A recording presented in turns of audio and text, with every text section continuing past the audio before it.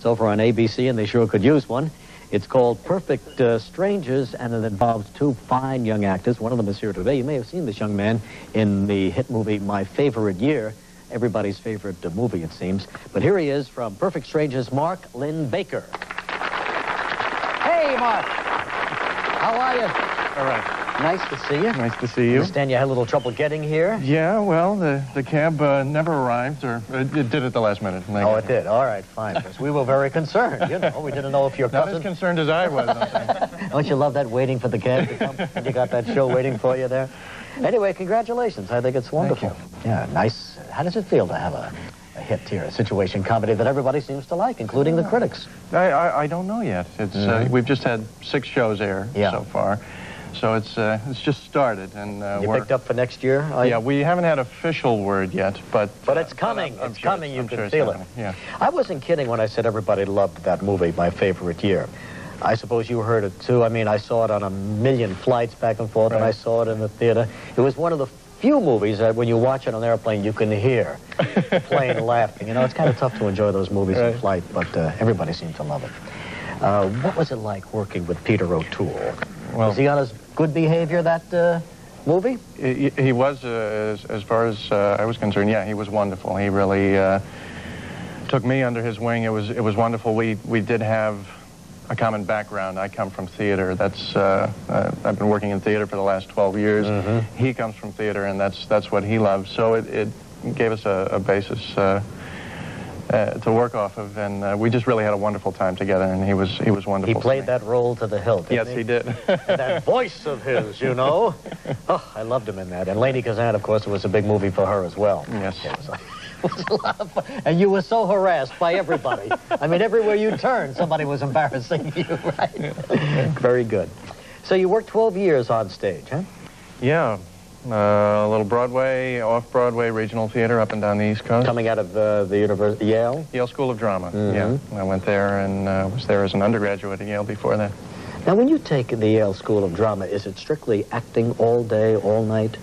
Or is there anything I think that's the strength of the training, is it's a 3-year program, and it's 3 years of working on shows, not like three or 5 shows at one time. It's just a volume of work. It's that much experience and training at the same time. And I suppose people who are trained on stage really love it, don't they? But it's training for every form of acting in any kind of medium. I think so. I don't think you can really learn to act doing film or television. It's a place where you can act, and you can learn to act for camera, but that's not where you learn to act. That's right. Yeah. You've got to do it on stage from start to finish every night. Yes. And then you really get into it. So what is your life like now? Here you are. Have you moved to California yet? No, I haven't. Starving actor in New York City, doing the stage work, and now comes the big series. I went out there to work to do the series, but I think I'm a diehard New Yorker. As soon as it was done, I came right back. Yeah, sure. That's good for the first season. But then the show really catches on, and the pace starts escalating. Before you know, got the convertible. Yeah. Do you have a convertible yet? Well, I did when I... That's it, it's finished. No, I don't know. It's over for. Do I know these guys or not? I don't own it. No, I didn't own it. I rented a convertible. There you go. That's how it begins. You could have had any kind of a car, but you had to have the top I thought, yeah, what the... Tired of waiting for these cabs, you'll get your own convertible. Yeah. So what's it like tooling around there with the palm trees and the sun? Feels good. Feels very good. And where do you live out there? I mean, one of those old apartments in Chateau Marmont? Yeah. Are you living there? No. Oh, okay. No, I was in what's called the Oakwood Apartments, which are these apartments. The Oakwood, those are for singles, right? Well, there I was. No kidding. Let's forget about the career. Tell me about the singles. Well, I was told that the place is just crawling with stewardesses. Of course. All over the place. Dancing stewardesses. I think I was the only one living there at the time. I never saw anyone else. I don't know what happened. For a long time out on the west coast of Los Angeles, those Oakwood, I guess, residential places catered to singles.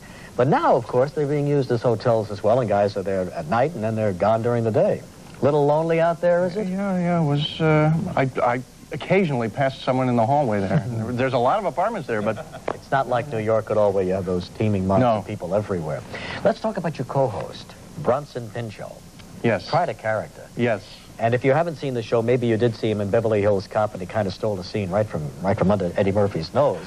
It was a brilliant piece of acting.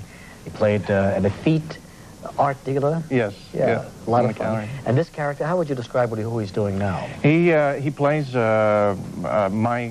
my character's cousin from the Isle of Mypos, which is a Mediterranean island country, fictitious. And he has one He's of a his... shepherd one there, of his right? accents. Yes, Yeah. a former sheep herder come to America. Right. And how does he wind up in the same store as you? Well, he comes to America to seek his fortune, and the only person he knows is His through cousin. family, and they're given. He's given my address and my name by the family, and he arrives on my doorstep. Oh my gosh! All of a sudden, he's all yours. There he is, and I take care of him. Right. So you get him a job in the store you're working in, and that's how the whole thing happens. It's a lovely premise, and these two guys are terrific together. And let's take a scene now. Oh, I should take a look explain at this clip. Yeah, why don't you go ahead? Yeah, this is on this episode. It's my birthday. Okay. However, I've had a very bad day. I'm very depressed. He has arranged a surprise party for me, and I have made it clear that a party is the last thing in the world I want. Yeah. So he's got to head off the party. I saw this one. It's terrific. All right, let's take a look now at Mark Linn-Baker and Bronson Pinchot in action in Perfect Strangers. Oh, funny stuff. Yeah, there's some funny stuff in there. Well written and perfectly executed, too. We have a good time together, Oh, Bronson. great time, Mark. Wonderful team. Anyway, we look forward to many happy years of Perfect Strangers. Yeah, and thanks very much for coming here today. Huh? Mark Linn-Baker and Bronson Pinchot in Perfect Strangers. Coming up next, how your pulse can diagnose your illness and your health, too. We'll be right back with that in a moment. Thanks. That was a lot of fun.